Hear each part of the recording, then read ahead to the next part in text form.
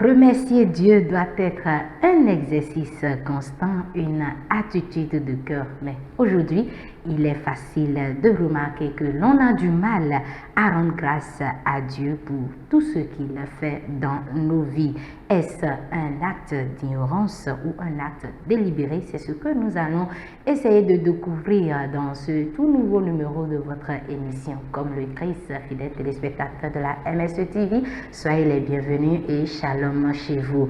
Avant de présenter notre invité du jour, nous allons tout de suite sur ce micro-trottoir et connaître les avis des téléspectateurs sur la question le chrétien et les actions de grâce. Ce que je comprends par l'action de grâce, c'est lorsque, dans notre vie de chrétienté, à chaque fois que nous nous réveillons en bonne forme, nous devons rendre grâce à Dieu parce que c'est un privilège pour nous. Il y a d'autres qui veulent être à notre place, par exemple ceux qui sont dans les hôpitaux, mais ils n'ont pas ce privilège-là. Donc nous qui nous réveillons en bonne forme, nous qui nous retrouvons en forme, à chaque fois, nous devons rendre grâce. À des moments donnés, nous prions et en priant, nous voyons que, à des moments donnés, nous voyons, le Saint-Esprit nous rappelle certaines situations et nous voyons qu'il a œuvré pour nous. Donc cela nous pousse plus davantage à le remercier pour tout ce qu'il fait dans nos vies. Bon, c'est l'idée que moi j'ai de l'action de grâce. À mon avis, c'est important lorsqu'on est chrétien de faire des actions de grâce parce que Dieu nous aime, Dieu nous a créés, il nous a amenés dans ce monde et il nous donne la santé. Et tout ce que nous avons, nous le devons au Seigneur. Et au regard de cela, nous devons faire des actions de grâce. Et ça témoigne de notre gratitude, de notre reconnaissance envers tout ce que le Seigneur fait pour nous. Donc voilà, c'est vraiment important. Le chrétien ne doit pas se séparer de ces choses-là. Selon moi, action de grâce, c'est être reconnaissant envers Dieu sur tout ce qu'il t'a fait. Selon moi, c'est ça. Pourquoi devons-nous rendre grâce à Dieu? Parce que le Seigneur Jésus est tellement merveilleux. Le Seigneur Jésus, il a fait autant de choses dans nos vies. Si par exemple nous regardons ce que nous étions dans le passé, on était vautrés dans le péché, peut-être d'autres étaient timides, d'autres étaient envahis par la peur, mais lorsqu'ils sont venus à Jésus-Christ, ces personnes ont été délivrées de toutes ces choses. Donc nous devons, chers bien-aimés, rendre grâce à Dieu. Et le Seigneur Jésus nous recommande de rendre grâce à Dieu en toutes choses, quel qu'en soit ce qui t'arrive, donc il faut rendre grâce à Dieu.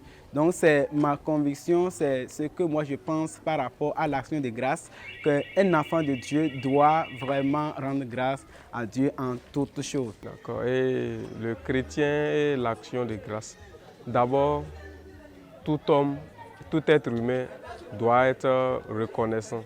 La gratitude fait partie des vertus que l'homme doit avoir.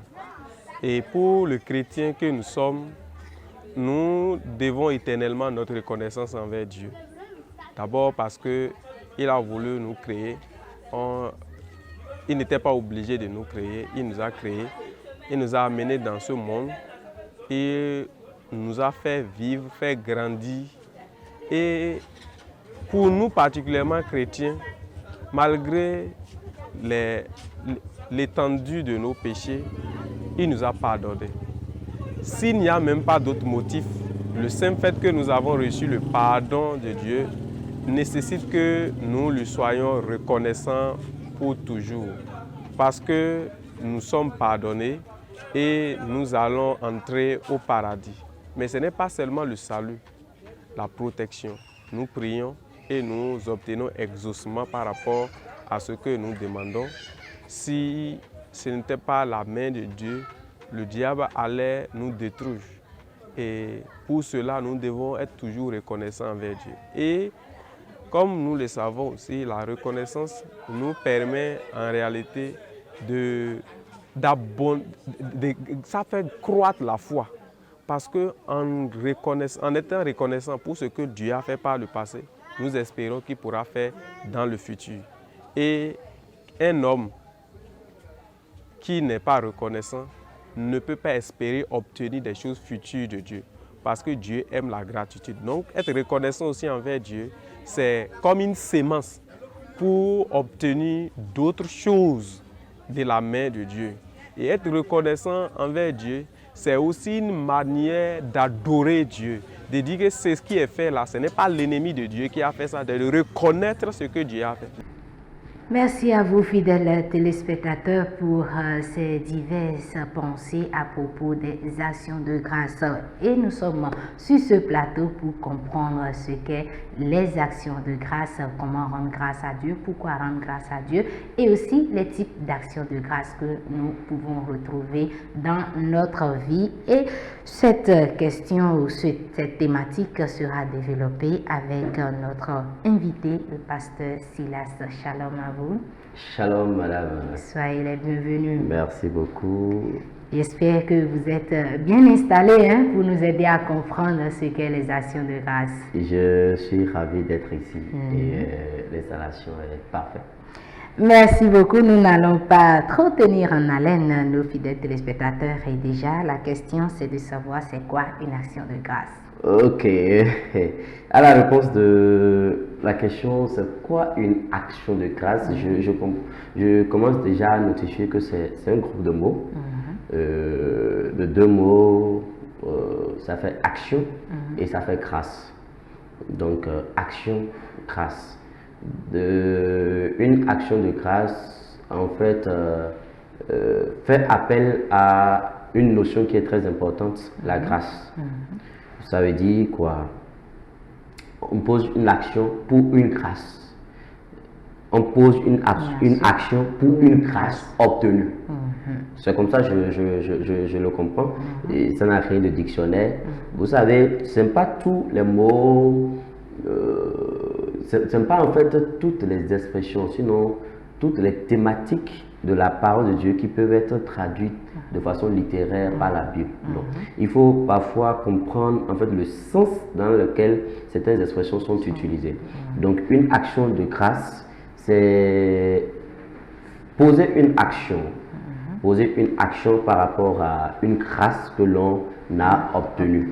Donc c'est ce que je veux d'abord faire ressortir. Donc quand je viens en fait, je mets le tout ensemble, ça fait quoi?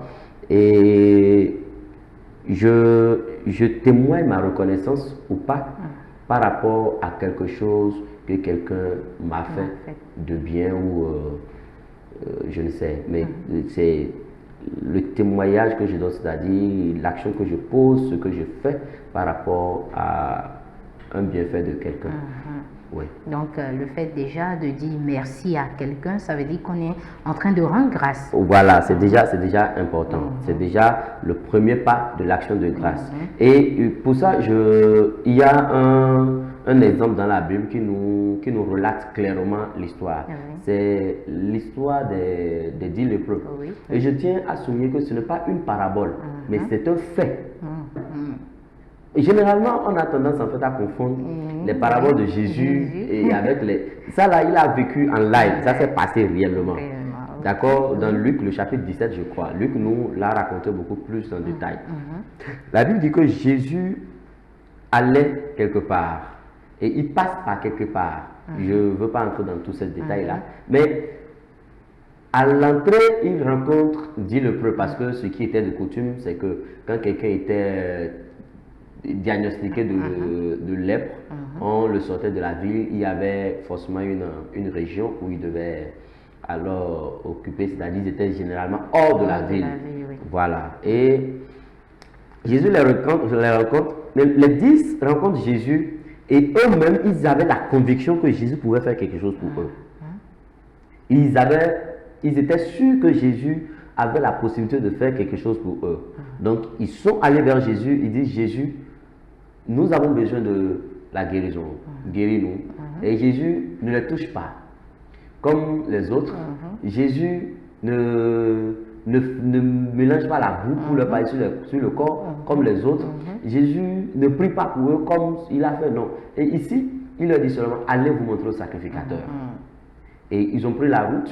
Eux-mêmes, ils n'ont même pas posé de questions. Curieusement, ils ont pris la route et puis, en chemin, la Bible nous dit qu'ils ont remarqué qu'ils avaient reçu la guérison. Mais dans le passage, on nous dit, un d'eux est revenu sur ses pas. Il s'est dit, ah tiens, ce que je viens de constater ici n'est pas le fruit du fait que je sois en train d'aller chez le sacrificateur, mais c'est parce qu'il y a eu quelqu'un qui m'a dit, va te montrer au sacrificateur. Parce que quoi? C'était déjà interdit pour vous d'avoir accès à la ville. Si vous lisez l'Ancien Testament, vous allez voir les lépreux qui étaient à la porte au moment de la sécheresse, pendant le temps, je crois, d'Élie. Ils ont dit, nous allons entrer. Si nous tuent, c'est bon. Ça dit quoi? Quand en tant que lépreux, on t'avait déjà sauté, que tu entres dans la ville, tu étais, on pouvait te lapider et puis te donner la mort. Donc ici, ils ont dit, l'autre a dit, moi j'ai compris que ce n'est pas le fait que j'aille chez le sacrificateur qui fait le problème, mais il faut que je me rende compte qu'en fait, il y a quelqu'un qui avait déclaré cette parole. Et c'est la personne de Jésus. Donc je repars alors voir ce Jésus pour lui dire, ah effectivement ce que tu as dit là, j'ai remarqué quelque chose. Donc j'ai été guéri. Et la Bible dit qu'il est reparti voir Jésus et puis il lui dit, Jésus, voilà j'ai été guéri. Mais curieusement Jésus lui demande, vous étiez 10, les 9 autres sont où? Voilà. Et c'est là que je voudrais vraiment en venir par rapport à cet exemple pour dire, est-ce qu'il y a des choses qui nous empêchent vraiment de rendre grâce à Dieu? Quand nous prenons ces 10 lépreux, ils étaient tous guéris, mais il n'y a qu'un seul qui est revenu sur ses pas. Qu'est-ce qui empêchait de revenir? Justement, c'est l'incompréhension. Et le truc s'explique déjà dans ce verset-là, c'est l'incompréhension. D'accord? Le Luc chapitre 17, le verset 18, dit, ne s'est-il trouvé que cet étranger pour revenir et donner gloire à Dieu? Pourquoi? En fait, les autres lépreux, c'était un ensemble de lépreux, n'est-ce pas? Mais les autres étaient en fait les Juifs. Donc c'était lui seul qui était étranger en fait. Vous comprenez un peu? Donc en réalité, c'est pourquoi quand j'ai donné la définition, je pouvais donner toute autre définition au départ. Mais je suis resté sur l'action et la grâce. La grâce en fait qui relève d'un fait immérité. Vous comprenez un peu? Celui-là en fait, tout de suite, s'est rendu compte, c'est un peu comme quand vous avez les enfants. Oui, quand vous avez les enfants à la maison et que vous avez peut-être un autre enfant qui n'est pas le vôtre dans la même maison, quand vous leur donnez un cadeau, vous leur faites des présents, vous leur faites des choses, je suppose qu'on est à la fin de l'année, vous les appelez, vous leur donnez, vous allez voir qu'un enfant étranger a l'air beaucoup plus reconnaissant que les enfants de la maison. Parce que les enfants de la maison estiment en fait qu'ils sont dans leur droit. Et c'est ce qui en fait se passait ici. Donc celui en fait qui est freiné par l'action de rendre grâce est quelqu'un qui n'a pas compris que même le simple fait qu'il soit sauvé est une grâce. C'est des personnes qui croient que tout est question de mérite, tout est un mérite en fait. Vous comprenez un peu? Et c'est ça qui s'est passé avec les 10 autres. Les 9 autres du moins. Les 9 autres pensaient, bon, Jésus, il est venu. Il est de notre nationalité. Mais l'autre, c'était un étranger en fait. Donc il s'est dit, ce que j'ai reçu, c'est une grâce. C'est une grâce. Et il faut que je reparte alors témoigner ma reconnaissance à celui qui l'a fait. Je reconnais que ce n'est pas moi qui l'ai fait. Parce que quoi? On les mettait hors de la ville. Je parle de la coutume d'alors. Parce qu'il pouvait arriver certaines personnes à un moment donné qui étaient purifiées. Et ils revenaient. Alors le sacrificateur faisait les rituels qu'il fallait faire. Et puis ils regagnaient leur famille et autres. Donc ceux-là se disaient non, c'est rien de particulier. C'est rien d'étrange. Vous comprenez? Mais l'autre a pris ça comme un des plus grands miracle. Et voilà ce qui fait qu'il a été le seul en fait à avoir cette compréhension et à revenir du moins se rendre grâce. Donc, en un mot, on peut dire que nous, enfants de Dieu, on voit que on est enfants de Dieu, Dieu nous a sauvés, et puis bon, tout ce qu'il nous fait, on voit que c'est dans le droit de Dieu de le faire parce que nous sommes ses enfants, et c'est ça qui nous empêche en fait de dire merci à Dieu. Pour celui qui n'a pas la compréhension. Je préfère le dire, c'est pour celui qui n'a pas la compréhension, celui qui n'est pas illuminé, c'est lui qui pense ça, c'est lui qui croit ça. Sinon, en vrai, ce n'est pas ça. Non, ce n'est pas ça. Nous étions pécheurs. Par grâce, Dieu nous a sauvés. Et je dis généralement une chose, le plus grand miracle que Dieu a accompli dans nos vies, c'est d'abord le miracle du salut. Bien aimé, j'ai déjà vu des personnes dont Dieu a délivré, Dieu a fait des tellement. Il sait que ça, c'est la main de Dieu. Mais il n'a pas été capable de croire en Dieu. Il ne peut pas donner. Il te dit, je sais que Dieu existe, mais j'ai du mal à donner ma vie à Jésus. Donc si toi et moi nous sommes sauvés, c'est-à-dire c'est le plus grand miracle qui puisse exister. On n'était pas, nous qui étions pécheurs. Et c'est pourquoi dans le livre de Jean, l'évangile de Jean, la Bible dit qu'il est venu parmi les siens et les siens ne l'ont pas reçu. C'est parce que les siens ne l'ont pas reçu que toi et moi nous sommes privilégiés aujourd'hui et d'être appelés enfants de Dieu. Donc en fait c'est une grâce, il n'y a aucun mérite dans ça. Mais c'est notre ignorance qui nous pousse en fait à croire que non, c'était juste un mérite. Non, le simple fait que tu sois sauvé, laissons même le réveil de chaque jour. Le simple fait que tu sois sauvé, c'est une grâce. Le simple fait que tu vives, tu marches, tu ailles, tu reviennes, c'est une grâce.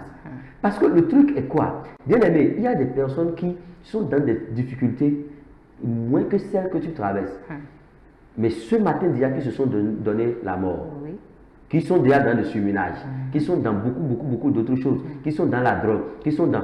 Vous comprenez un peu? Si nous, malgré les difficultés, les défis de la vie, qui sont toujours en train, et nous continuons, et nous donnons toujours le courage, on dit Dieu est vivant, et on est toujours chrétien, c'est une grâce. Et c'est déjà suffisant. Cette raison seule suffit pour que nous revenions sur nos pas pour dire, ah, il y a quelqu'un qui a parlé. Allons lui rendre grâce. Merci beaucoup à vous pour cette explication. Donc, quand nous sommes enfants de Dieu, déjà c'est une grâce pour nous et nous devons déjà dire merci à Dieu pour le fait qu'il nous a donné le salut. Là, nous allons à présent parler des types d'actions de grâce. Il y en a d'autres parfois, quand ils sont reconnaissants à Dieu, il faut aller à l'église, louer Dieu, remercier. Et parfois, il faut donner de l'argent, parfois, ils font beaucoup de choses. Et est-ce que vous pouvez nous aider à comprendre quels sont les types d'actions de grâce qu'on peut avoir dans la vie du chrétien?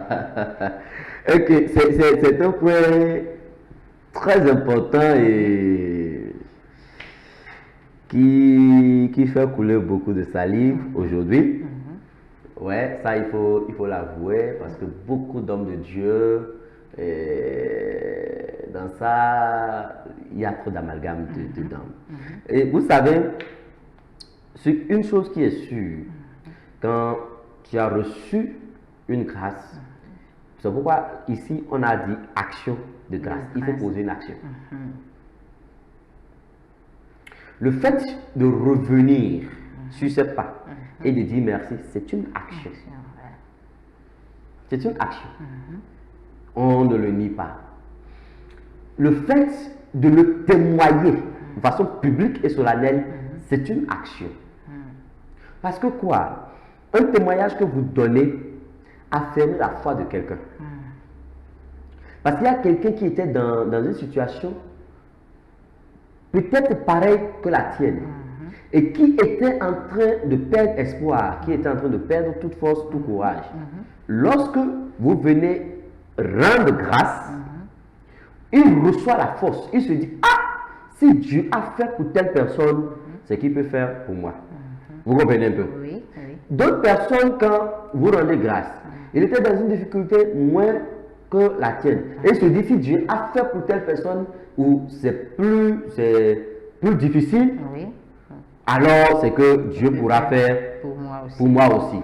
Donc, Rendre grâce, d'abord revenir sur ses pas et témoigner à celui qui l'a fait, la reconnaissance est déjà un très bon pas. Le fait de témoigner de façon publique et solennelle, c'est aussi un très bon pas, c'est aussi très important dans le processus de rendre grâce. Mais à côté de ça, aussi reconnaître la grâce sur la vie de quelqu'un par qui Dieu a pris pour poser cette action dans ta vie est aussi important. Parce que si on prend on reste sur la vie de ces 10 lépreux, là où ils étaient, au niveau où ils étaient, où l'un est revenu, s'ils étaient restés là, ils disent ah Dieu merci parce que tu nous as. C'est tellement, si on les rencontre, ils vont dire non, que Dieu nous a guéris et puis on l'a dit merci. N'est-ce pas? Ils vont le dire et puis on n'aura rien. Mais ici, Jésus s'est inquiété à leur sujet. Pourquoi? Parce que celui par qui Dieu a pris pour te bénir veut savoir que réellement tu as été béni. Donc c'est très important aussi de revenir à lui avec des actions de grâce pour lui dire merci pour ce que Dieu a fait dans ta vie au travers de lui. Parce que Dieu a pris forcément par lui pour te toucher. Je ne sais pas si vous êtes en train de comprendre cette nuance. Maintenant, la Bible déclare aussi que quand on vient dans la maison de Dieu, on vient avec nos biens, on vient avec ce que nous avons. Et la maison de Dieu ici n'est pas forcément l'église bâtiment, mais veut dire en fait celui en qui Dieu a habité pour opérer dans ta vie. C'est très important. Ce n'est pas une loi obligatoire, non. Mais en fait, c'est un principe qui te permet, je dis une chose, toute grâce relâchée réserve toujours quelques résidus. Ce n'est pas de la volonté de la personne. Ce n'est pas de la volonté de la personne. Et une personne qui reçoit quelque chose de toi n'a pas le choix que de libérer une certaine grâce. D'accord? Je vous l'explique ici. Quand le lépreux est revenu, il y a le verset 19 qui m'a intéressé. La Bible dit, puis il lui dit, ça il dit, Jésus lui dit, lève-toi, ta foi t'a sauvé. Aux 9 autres, ils n'ont pas eu cette déclaration. C'est son retour qu'il a donné cette grâce-là, ce privilège de recevoir cette déclaration de la part de Jésus. Là, on voit qu'il a eu une double bénédiction. Une double bénédiction. Et vous remarquez bien que tout ce que Jésus a guéri pendant son ministère, il leur faisait cette déclaration. Personnellement, c'est rien, ça n'a rien à voir, ce n'est pas écrit dans la Bible, mais je me demande, est-ce que la guérison des autres est pour une longue durée? C'est vrai, Jésus, ou sinon Dieu, quand il bénit, il ne se répand pas de ses bénédictions, tout le monde, de ses dons. Mais il faut se poser aussi des questions. Pourquoi Dieu ajoute cette dernière bénédiction? Parce qu'il est revenu sur ses pas. Et quand nous lisons l'Ancien Testament, la Bible dit, faites part de tous vos biens à ceux qui vous enseignent la parole. Quand on parle d'enseigner la parole, on parle aussi de celui qui vous bénit, celui qui exerce, celui par qui le ministère de Dieu est exercé sur votre vie. Et c'est très important de savoir ça. Donc, quand vous recevez quelque chose, quand vous vous levez même le matin, et je l'ai même dit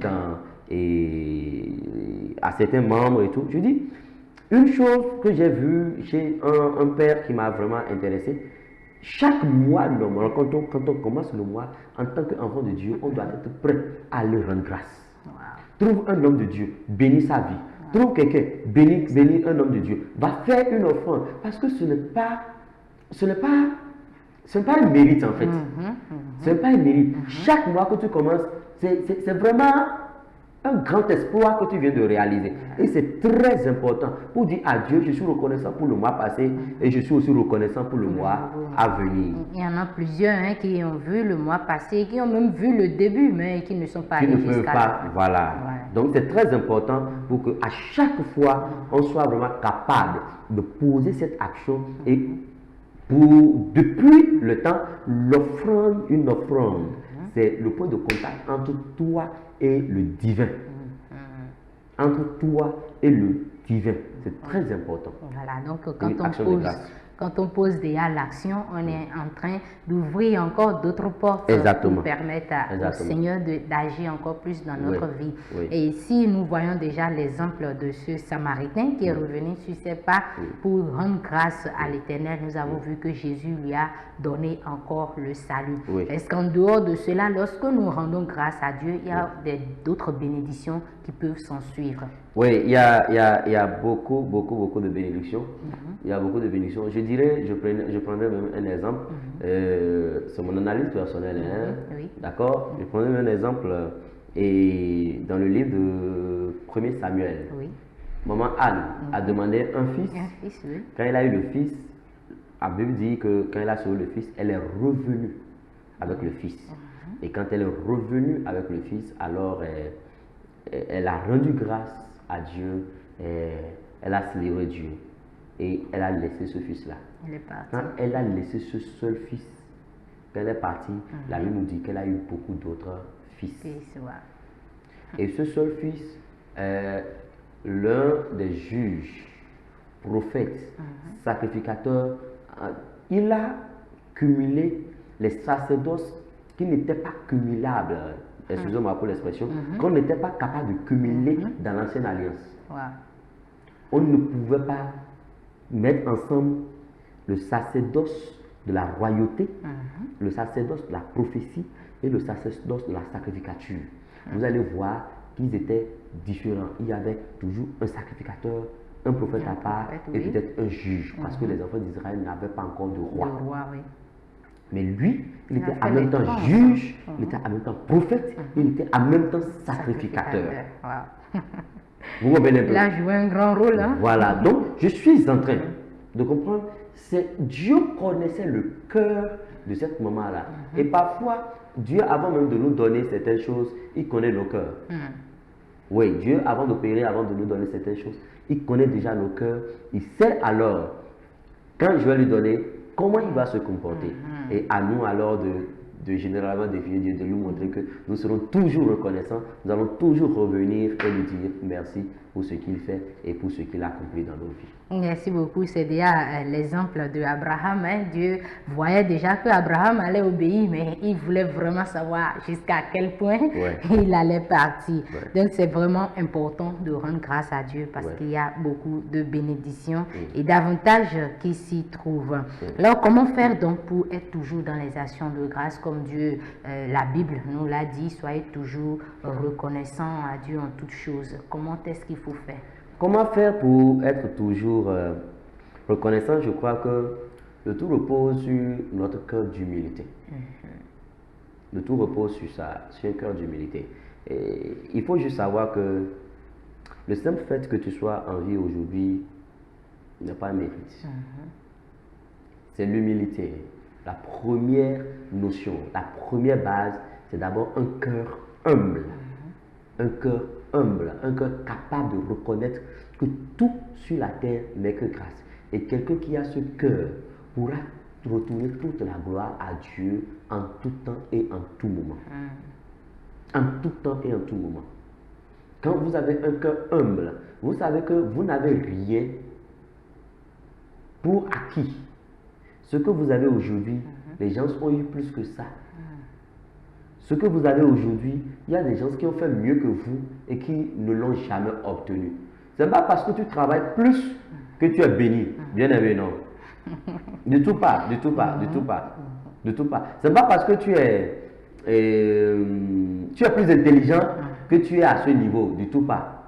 Non. Mais c'est une grâce que Dieu te fait particulièrement. Et il faut juste reconnaître cette grâce-là en étant vraiment, en ayant un cœur humble. Et je voudrais dire quelque chose. Quelqu'un qui n'a pas un cœur de reconnaissance, un cœur d'action de grâce, ne peut pas louer Dieu. Ne peut pas louer Dieu. En fait, vous savez, la louange, l'adoration est comme le tabernacle. C'est généralement à ça, parce que le tabernacle, ça fait 3 compartiments. Les parvis, le lieu saint et le lieu très saint. N'est-ce pas? Oui. Les parvis, on commence déjà par des actions de grâce. D'accord? La reconnaissance. Oh, Dieu a fait ci. Oh, Dieu a fait ça. Oh, Dieu a fait ci. Et nous entrons alors dans le lieu saint que nous appelons généralement la louange, c'est-à-dire la reconnaissance de ce que Dieu a fait, mais ici de façon beaucoup plus intime, dans les moindres détails, avant de passer au niveau alors de l'adoration, d'accord, que nous appelons aussi peut-être la grande louange, c'est-à-dire de ce que Dieu lui-même est, parce que c'est dans le lieu très saint qu'on a la révélation de qui est Dieu. Mais sans passer par les pas, on ne saute pas pour tomber dans le lieu très saint. Ça ne se fait pas. C'est un processus. La première chose, le premier niveau, c'est d'abord commencer déjà à reconnaître que tout est grâce et rendre grâce en fait à Dieu. Rendre grâce à Dieu, commencer à lui dire merci. Quand je me lève, la première chose, même si j'ai quoi à demander à Dieu, c'est d'abord lui témoigner ma reconnaissance par rapport à ce qu'il a déjà fait par le passé. Et quand je suis capable de témoigner cela, alors je peux continuer avec le reste. Donc la première chose, pour vraiment rester dans une atmosphère, dans une notion d'action de grâce, c'est d'abord un cœur d'humilité. Un cœur d'humilité. Deuxième chose, c'est de comprendre que Dieu est souverain. Généralement, nous faisons ce chant. Et quand il est glorieux, digne de loin, l'agneau est souverain. L'agneau est souverain. Généralement, nous n'avons pas la compréhension claire de ce que ça veut dire l'agneau est souverain. Quand on dit quelqu'un est souverain, on parle de la souveraineté, on parle de nos royautés, n'est-ce pas? Quelqu'un qui est souverain, c'est quelqu'un qui a le pouvoir de décision. Vous comprenez un peu? Quelqu'un qui est souverain, c'est quelqu'un qui décide. Et on ne peut pas contredire. Quelqu'un qui est souverain, c'est celui qui sait en fait ce qui est bien pour toi. Pendant que toi, tu lui demandes quelque chose, lui, dans son omniscience, il sait que ce que tu lui demandes n'est pas encore ce qu'il te faut. Lui, dans son omniscience, il sait que ce que toi, tu lui demandes n'est pas encore ce qu'il te faut. Donc, parfois, nous n'acceptons pas non comme une réponse. Oh, non est aussi une réponse. Parce que ça ne nous arrange pas souvent. Justement, parce que ça ne nous arrange pas. Et moi, avec le temps, j'ai appris quelque chose avec Dieu. Toutes les fois que j'ai demandé quelque chose à Dieu et que ça a pris du temps, je me réjouis. Je me réjouis. Parce que je me suis rendu compte avec le temps que toutes les fois où Dieu prend du temps pour me faire quelque chose, il veut me faire quelque chose de beaucoup plus qualité. Et le jour où il décide de le faire, alors, c'est-à-dire, moi-même, je ne peux plus le cacher. Tous ceux qui sont autour de moi sont capables de le voir. C'est comme un peu quand vous avez une pression d'eau qui est en train de sortir et que vous fermez vous bouchez peut-être le raccord. Donc la pression est tellement forte, à un moment donné, quand vous lâchez, vous voyez la pression devient très forte, elle est capable de déplacer quelque chose. C'est justement ce qui se fait. À un moment donné, le bout peut être bouché, parce que Dieu attend le moment propice pour libérer. Donc même dans le nom de Dieu, nous devons être capables alors de lui rendre grâce. Je lui ai demandé quelque chose, il ne m'a pas donné, je dois être capable de lui rendre grâce. Parce que quoi? Je reconnais qu'il est souverain. Amen. Et lorsque nous prenons la parole de Dieu, 1 Thessaloniciens nous dit, en toute chose, rendez grâce. Mais ici, c'est paradoxal, non? La Bible n'a pas dit, en de bonnes circonstances, rendez grâce. Elle n'a pas dit, quand vous êtes heureux, rendez grâce. Mais elle dit, en toutes choses, rendez grâce. Et je veux dire, pour avoir une vie d'action de grâce, c'est de comprendre ces versets bibliques-là. En toutes choses, rends grâce. Quand tu es content, rends grâce. Quand tu es triste, rends grâce. Quand tu pleures, rends grâce. Quand tu ris, rends grâce. Quand tu as, rends grâce. Quand tu n'as pas, rends grâce. Rends grâce dans l'abondance, rends grâce dans le manque, rends grâce dans la maladie, rends grâce dans la guérison, rends grâce dans la joie, rends grâce dans la tristesse, rends grâce quand tu as, rends grâce quand tu n'as pas. En toutes choses, rends grâce. C'est vraiment fort et l'apôtre Paul pouvait aussi le souligner dans le livre de Éphésiens. Il dit, rendez continuellement grâce pour toutes choses à Dieu le Père au nom de notre Seigneur Jésus-Christ, vous soumettant les uns aux autres dans la crainte de Christ. Ça m'intéresse beaucoup parce que régulièrement, vous allez voir, quand l'apôtre parle, il parle au nom de notre Seigneur Jésus. Au nom de notre Seigneur Jésus. Mais ça veut dire quelque chose. Pourquoi? Pourquoi il met au nom de notre Seigneur Jésus? C'est pour en fait nous faire faire comprendre que nous avons tout, pas par nous. Nous, en fait, on n'était pas qualifiés pour être sauvés même. Ah, non, non, non. Ni toi, ni moi, on n'était pas qualifiés. Mais c'est une grâce que Dieu nous fait. Et par qui? Par la personne de Jésus. C'est pourquoi dans Jean 1,12, il dit, mais à tous ceux qui l'ont reçu, à ceux qui ont cru en son nom, elle a donné le pouvoir. Sinon, en tant que nous, toi et moi, l'évangile n'était pas pour nous, le salut n'était pas pour nous, mais parce que ceux à qui était destiné ce salut ne l'ont pas reçu, Dieu nous a fait nous grâce. Et c'est en Jésus, en fait, que nous avons reçu cette grâce. C'est pourquoi nous devons rendre continuellement grâce, mais pas par nous-mêmes, mais en Jésus. Croyant et sachant que c'est par lui, en fait, que nous avons été sauvés. C'est très important. Merci beaucoup à vous pour cette explication. Nous allons déjà mettre thème à cette émission et rapidement, en quelques secondes, votre mot de fin. Je voudrais nous exhorter, bien-aimés, que les actions de grâce, c'est Dieu lui-même qui nous les demande. C'est Dieu lui-même qui nous demande de rendre grâce. Ce n'est pas un homme qui a pensé que non, non. Dieu lui-même réclame ça. Il dit rendez-moi grâce. Et ici, il ne précise pas en quel moment, mais en toutes choses, Et peu importe la situation que tu traverses actuellement, lève-toi et reconnais d'abord la grâce du salut que tu as reçu. Que tu sois en train de demander un enfant des années durant, tu n'as pas encore reçu. Ce n'est pas grave. Lève-toi et rends grâce à Dieu.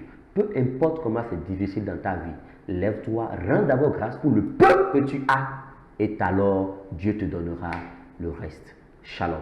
Merci beaucoup à vous, Pasteur Silas. Et c'est sur ces mots que nous mettons un terme à cette émission, fidèles téléspectateurs. Merci de nous avoir suivis et nous vous donnons rendez-vous pour la prochaine fois. À très bientôt.